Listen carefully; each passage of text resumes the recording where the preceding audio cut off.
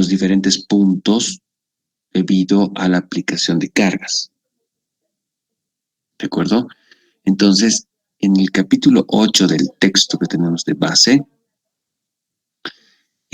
habla de varios métodos para obtener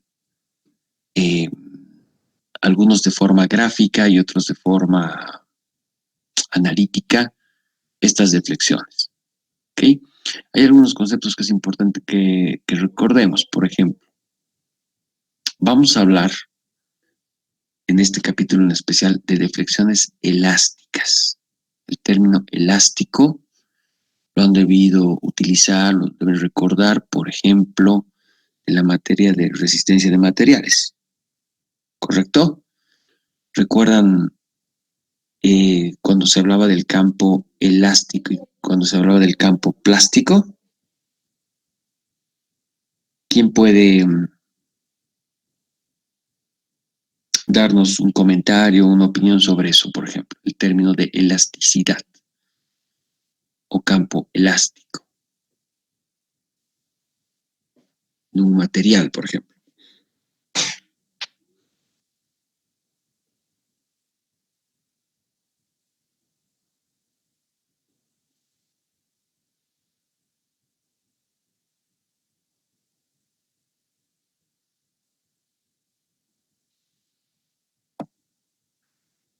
¿Han escuchado ese término? ¿Lo han utilizado? ¿A qué se refiere?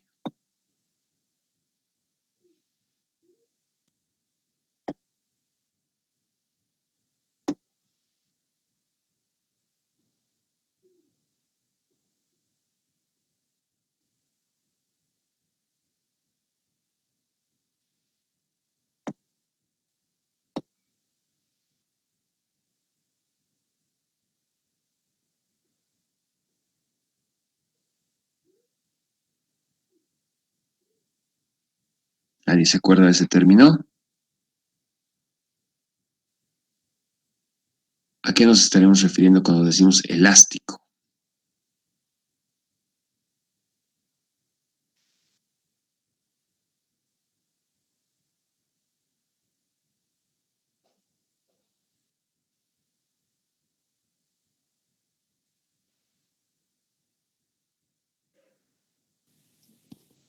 Inge, por elástico se refiere a que aumentar su tamaño. ¿Aumentar su tamaño?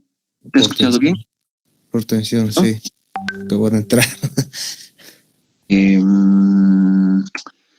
Tiene alguna relación, pero en realidad la propiedad fundamental de un material elástico Es que es manejable, puede decirse.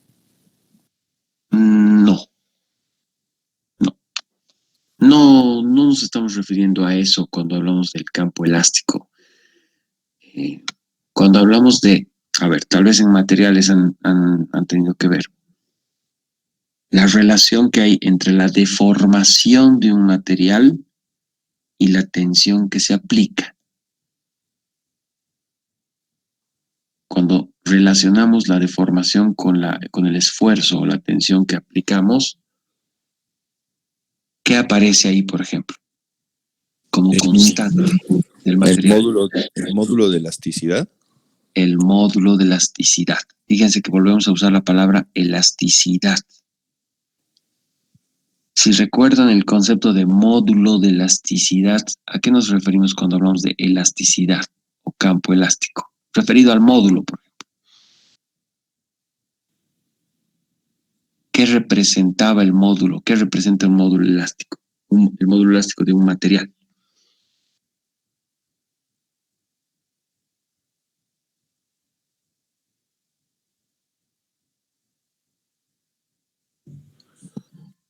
Es cuando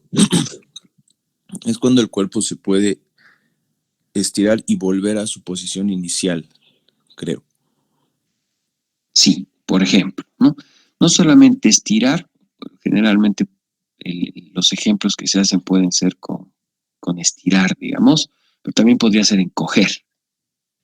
En todo caso, de forma más general, decimos que cuando modificamos, digamos, un material, lo sometemos a una fuerza, ya sea de estiramiento o de encogimiento, ¿no? O sea, de comprimir o de traccionar, lo estamos deformando, digamos, ¿no? El cuerpo se va a deformar de forma proporcional a la fuerza que apliquemos. Si al liberar el cuerpo de la fuerza, es decir, dejar de aplicar la fuerza, ese cuerpo vuelve a su estado natural, explicado de otra manera. Si hemos aplicado una fuerza axial, imagínense en una barra de cualquier material,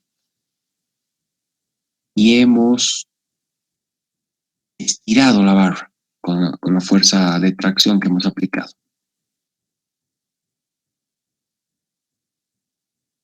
Cuando dejamos de aplicar la fuerza de tracción y el material regresa a su longitud original, ya, o sea, se ha estirado un poquito, dejamos de aplicar la fuerza y retorna a su dimensión original. Eso significa que el material ha tenido un comportamiento o tiene un comportamiento elástico. Cuando retorna a su dimensión original, a su forma original. Eso es un material, eso lo hace un material elástico. ¿Entiende?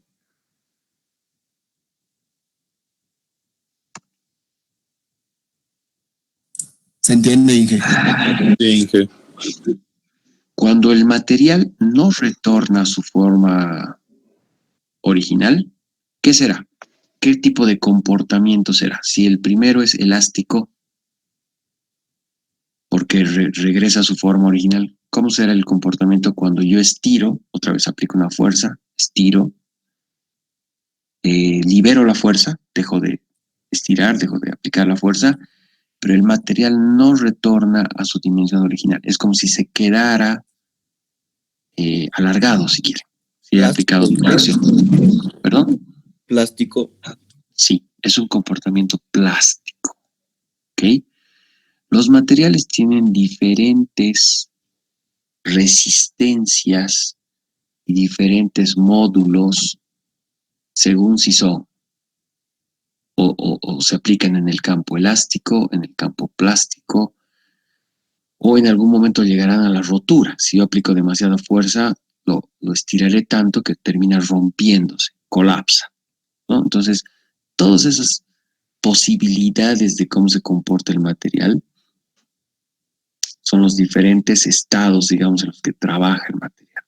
Algunos materiales resistirán mejor, o sea, resistirán más fuerza, es decir, ¿no? Con más esfuerzo, y al soltarlo regresarán todavía a su forma natural. Algunos no, con muy poco esfuerzo ya empiezan a deformarse permanentemente, ya no retornan a su forma original. Y algunos otros más críticos, con un cierto esfuerzo, tal vez más rápido que otros materiales, terminarán rompiéndose, ¿no? Ya ni siquiera se estiran o se deforman, sino que se rompen. Entonces vamos a tener diferentes comportamientos. Cuando hablamos de deflexiones elásticas, ¿no? Cuando estamos hablando del término de deflexiones elásticas, estamos hablando de esos cambios de posición en los puntos de una estructura, de una posición original a otra. Estamos hablando de una deformación de la estructura, de sus diferentes elementos. Hemos visto que hay columnas, vigas, diferentes tipos de elementos que forman una estructura. Cuando esos elementos se deforman, cambian de posición, se mueven, se curvean, si ustedes quieren, con otro término más común, pero después de aplicar la fuerza, retornan a su posición original, ya no muestran esa deformación, sino que vuelven a estar como antes de aplicar la fuerza. Estamos hablando de deflexiones, de deformaciones elásticas. ¿Se entiende el término a qué nos estamos refiriendo ahora? Entonces, el análisis que vamos a hacer en este capítulo va a ser de las deflexiones, pero en el campo elástico, en ese campo en el que teóricamente estamos suponiendo que la estructura, cuando dejemos de aplicar una fuerza, va a volver a su forma original. ¿De acuerdo? Si hablamos de vigas, por ejemplo, que es un tipo de estructura elemental, digamos, o sea, básico, una viga, hay métodos analíticos para encontrar estas deflexiones, o sea, las deformaciones que se causan por ciertas cargas, de forma analítica. Uno de esos métodos que mencionan aquí es el de la doble integración. Estamos hablando de derivadas e integrales. Es una forma de encontrar un método para encontrar los valores de las deflexiones. O sea, de esas deformaciones que se producen, cuánto es su magnitud de la deflexión, lo podemos encontrar con el método de doble integración, que está en este capítulo. También en este capítulo hay otros dos métodos que no son analíticos, son gráficos, ¿ok? O geométricos.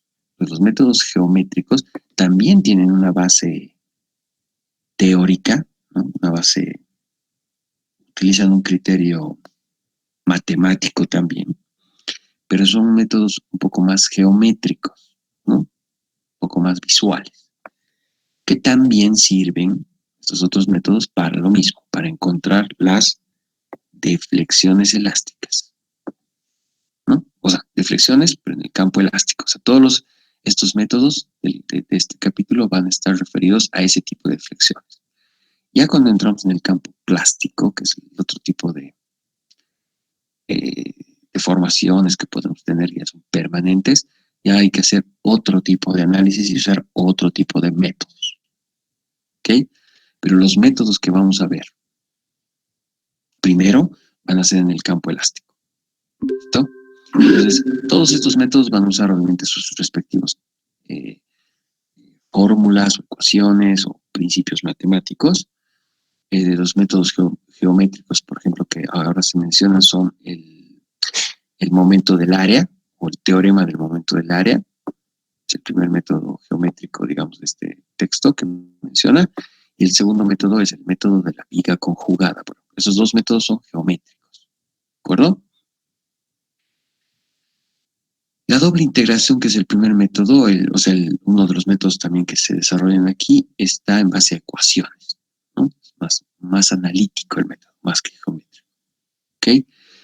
Al final, lo que vamos a necesitar definir, encontrar, es, por ejemplo, una variable, una de las incógnitas que vamos a encontrar con estos métodos es la pendiente, ¿ya?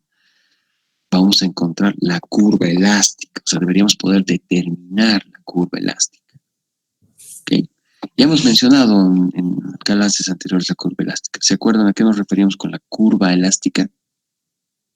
O la elástica, simplemente.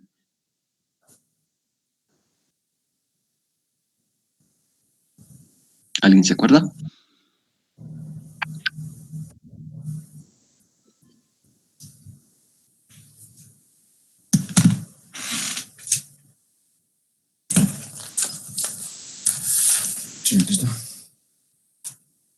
¿Se acuerdan o no muy claramente? Vamos a ver en este capítulo. Sí, Vamos a ver. una de Okay. pasadita estaría súper bien, por favor. Ya. Entonces, con el método de la doble integración vamos a encontrar la pendiente y la curva elástica. Vamos a ver a qué nos referimos con curva elástica. Con los otros dos métodos geométricos, que son el de momento de área y el de la viga conjugada, vamos a encontrar de forma más directa con esos métodos, digamos, también la pendiente, pero tal vez más que la curva elástica, va a ser la pendiente y la deflexión, o sea, el valor de cuánto se deforma la estructura en puntos específicos. La virtud del método de doble integración, al ser una ecuación matemática, el método de la doble integración nos va a proporcionar la pendiente y la deformación de la estructura en cualquier punto. Porque lo que vamos a hacer es representar esa deformación de la estructura con una ecuación matemática. Como es una ecuación con derivadas e integrales, lo que hace es nosotros reemplazamos el valor de la ubicación, las coordenadas del punto, y la ecuación nos va a dar el valor de la pendiente y la deformada, de forma directa en cualquier punto. Con los métodos geométricos, que son un poquito más gráficos, la limitación que tenemos es que nos va a dar la pendiente y la deflexión, pero no en cualquier punto de la estructura, sino solo en algunos puntos específicos, que para ciertos cálculos nos puede servir para, o sea, como los puntos principales de la estructura, ¿no?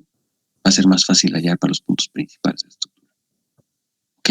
Entonces, todos estos métodos, como cualquier método, algunos tienen sus ventajas y otros tienen sus desventajas. También las vamos a ver. Empezaremos viendo a qué nos estamos refiriendo entonces con los diagramas de deflexión y curva elástica, lo que acabamos de mencionar.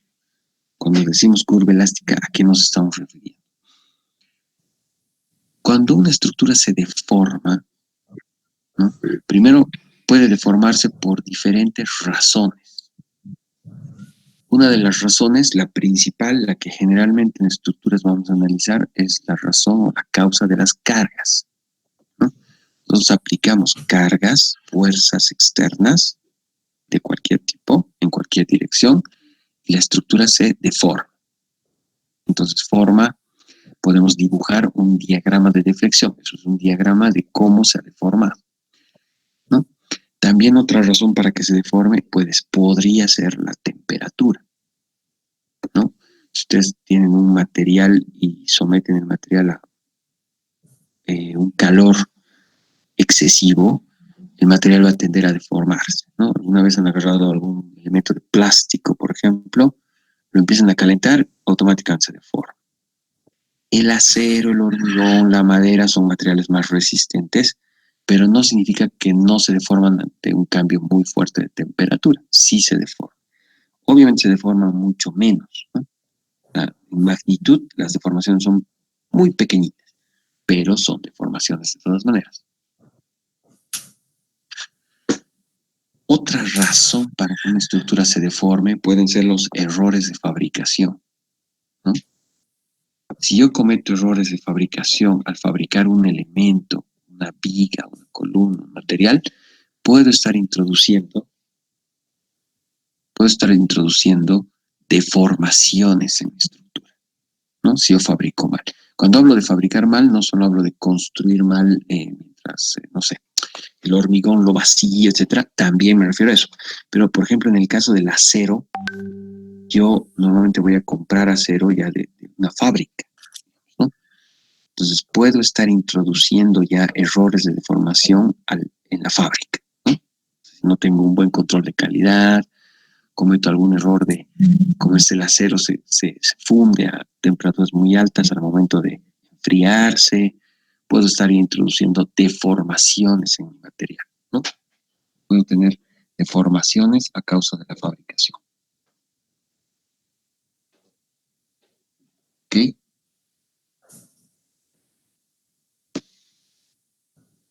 Entonces, una cuarta razón, digamos, del tema este de las deformaciones o las deflexiones podría llegar a ser el asentamiento, ¿no? El asentamiento es cuando una estructura está apoyada en el suelo, en algún soporte, y esto se deforma. El soporte, el suelo se deforma, entonces eso crea también una deformación en la estructura, una deflexión. O sea, hay muchas razones para que una estructura se deforme, se produzcan deflexiones. ¿Okay? Al momento de diseñar tenemos que tomar en cuenta no solo una de estas, sino muchas veces combinaciones de estas, varias de estas razones, para obviamente proporcionarle a una estructura estabilidad, ¿no? Que no haya agrietamientos, que las deflexiones no sean muy altas para que, por ejemplo, en una construcción, digamos, un edificio, el estuco, el revoque, el yeso, los vidrios no se rajen, no se fisuren, no se rompan. Si las deflexiones son muy grandes, hasta un cierto límite, puede haber deformaciones visibles muy grandes también, ¿no? O estéticamente inaceptables, ¿no? No significa que el elemento se va a caer, pero puede ser que ya se deforme a un punto en el que estéticamente se ve mal, ¿no? No es aceptable ya una deformación muy grande, aunque el elemento todavía sigue en pie, ¿no? No es que se va a caer, pero ya no se puede soportar un cierto límite. Entonces, las normas nos van a dar esos límites de las deformaciones. Eso ya dependerá de cada material, cada elemento. El hormigón tendrá unos ciertos límites, la madera otros, el acero otros. Lo que nosotros tenemos que hacer en esta materia es estudiar el valor de la deformación, cuánto se va a deformar. ¿Ya? Y ya en cada materia puntual, en la materia de hormigón, verán qué deformaciones son permisibles o no, admisibles o no. En la madera tendrán otros valores, cuando lleven a acero otros valores. Eso ya es materia de otras, es tema de otras materias. Entonces, lo que nosotros necesitamos es encontrar los valores. ¿Ok? Nuevamente, recalcamos algo importante. Estamos hablando, cuando usamos estos métodos, estamos hablando de una respuesta del material lineal y elástica. ¿Se acuerdan cómo era el diagrama de deformación, de esfuerzo versus deformación, donde se encontraba el módulo elástico, por ejemplo? ¿Qué forma tenían esos diagramas de deformación versus esfuerzo?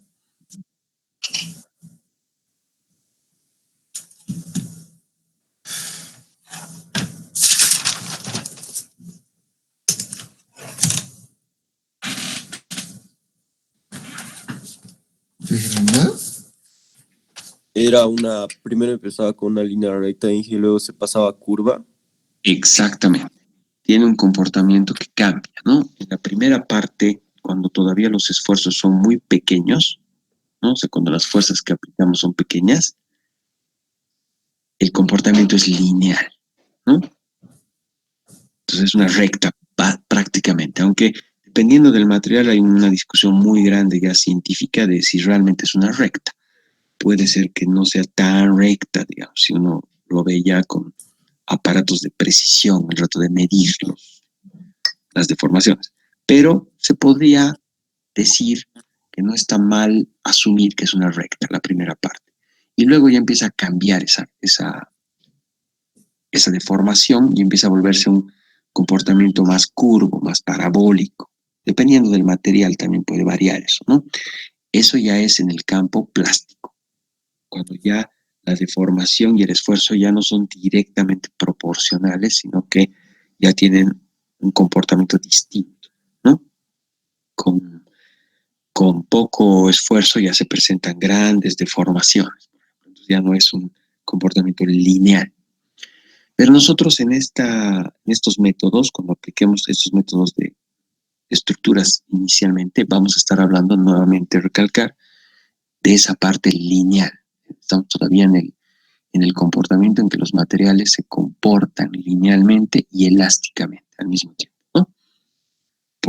Como puntualización. Ya cuando hablamos de otro tipo de campos, estos métodos ya no nos van a dar resultados exactos o tan precisos, ¿no? Entonces, retiramos las cargas y vuelve a su posición original. Esa es la parte elástica lineal. ¿Ok? También tenemos que recordar que tanto en vigas como en pórticos o marcos, normalmente la parte importante que se analiza como esfuerzo axial, cortante, normal o momento flector, o sea, la flexión que se produce en esas, está más referida íntimamente a una flexión interna, ¿ya? Una flexión interna, es decir, que esos elementos, las vigas y los marcos o pórticos, se están flectando, se curvean, ¿no? Y hay una flexión interna en el material. Mientras que las armaduras, las cerchas, más importante que la flexión interna, porque hay un poco de flexión, pero no es tan relevante como los esfuerzos axiales en las piezas. Eso lo hemos visto, ¿no? Cuando vemos una armadura, automáticamente las fuerzas que nos importan, porque son de mayor magnitud, son la compresión, la tracción, que son axiales. Cuando vemos una viga, un pórtico, un marco, más que la normal y la cortante, que también importan, nos importa saber, por ejemplo, cómo es el momento flector, ¿no? Cobra una importancia, una relevancia mayor, digamos, ¿no? Entonces, algo importante para empezar a ver cómo se flexiona una estructura, cómo se deflecta, es saber, por ejemplo, qué tipo de desplazamientos se producen en la estructura en puntos claves, en puntos importantes. ¿Cuáles son los primeros puntos importantes de una estructura? ¿Qué es lo que generalmente tratamos de hallar primero cuando vemos una estructura? ¿Qué decimos? Vemos una estructura de cualquier tipo y decimos, ¿qué vamos a hallar primero? ¿Qué se recomienda encontrar primero? Las reacciones. Las reacciones, por ejemplo, ¿no? Entonces, donde se aplican reacciones, que son los apoyos o los puntos de soporte de una estructura, son puntos claves, son puntos importantes, no son los únicos. Nos importará también conocer otros puntos de la estructura que también son importantes. Pero en el caso de los apoyos, de las reacciones, son puntos importantes que nos interesa saber. Entonces, ¿qué nos interesa saber en los puntos de apoyos? ¿Qué tipo de deflexiones vamos a tener según el tipo de apoyo? Esto ya lo hemos visto, lo estamos repasando, ¿ya? Pero esto va a entrar en su examen como concepto. Entonces, en esta tablita que estamos viendo a la izquierda, están diferentes tipos de apoyos, los diferentes tipos de desplazamiento o deflexión que puede haber. Que no se está viendo nada. No se ve nada. No se ve nada. Ingenuo está ¿Nos está mostrando la figurita? No, ingeniero, nada. Ya.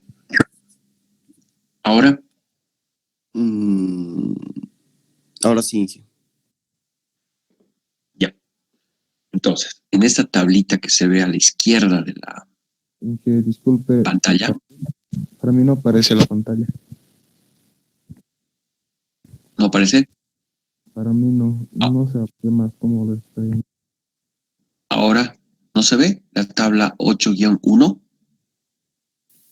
Sí se ve. Yo veo, Inge. Sí se ve. Se ve, Inge. A ver. Gerson creo que tiene un problema. ¿Quién más tiene un problema para ver la tabla 8-1? ¿Alguien más que no pueda verla en este momento? Ya, listo, Gerson, ¿por qué no intentas? Gerson, ¿me escuchas? Sí, sí, sí. Vaya. A veces funciona salir y volver a entrar. Ya creo que voy a salir. Tú dentro. Ok. A veces es una cuestión de, no sé, hay algún... sucede, digamos, ¿no? Como que se pierde ahí la imagen, pero saliendo y volviendo a entrar se recupera. Entonces, aquí tenemos diferentes tipos de apoyos. Ya los conocemos, ¿no? De memoria. Pero vamos a repasar cómo se deforman esos apoyos, ¿ok? Ante ciertas cargas, etc. Es importante saber eso, ¿no? Entonces, por ejemplo, el primer ejemplo, que es la parte superior de la tabla 8.1, el ejemplo está con el número 1, es un apoyo tipo rodilla, es decir, es un apoyo para nosotros móvil, ¿no? Como lo conocemos. ¿Qué permite? ¿Qué tipo de deflexión permite este apoyo? Espérenme un segundito, por favor.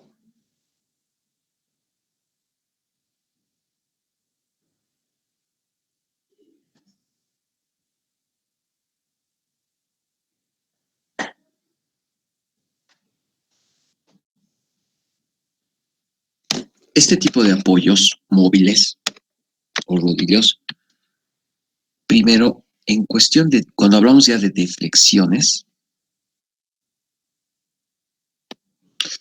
vamos a denominar, en este texto se denomina y convencionalmente se va a denominar con la letra delta. Ya lo hemos visto en algún ejemplo anterior, ¿no?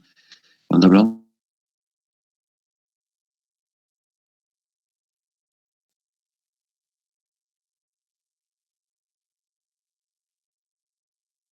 Inge se le cortó, creo. Sí, creo que se le salió la llamada.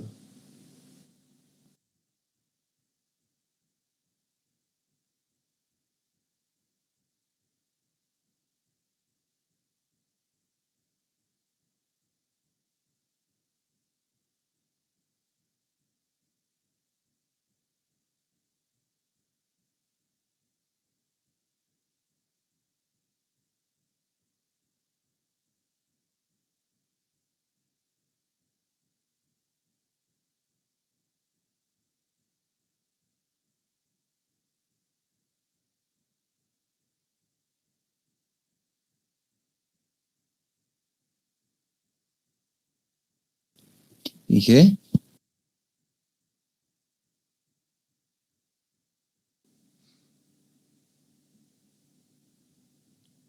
Parece que se le reinició ni siquiera la llamada, sino su compu. Tit, tit, tit, tit.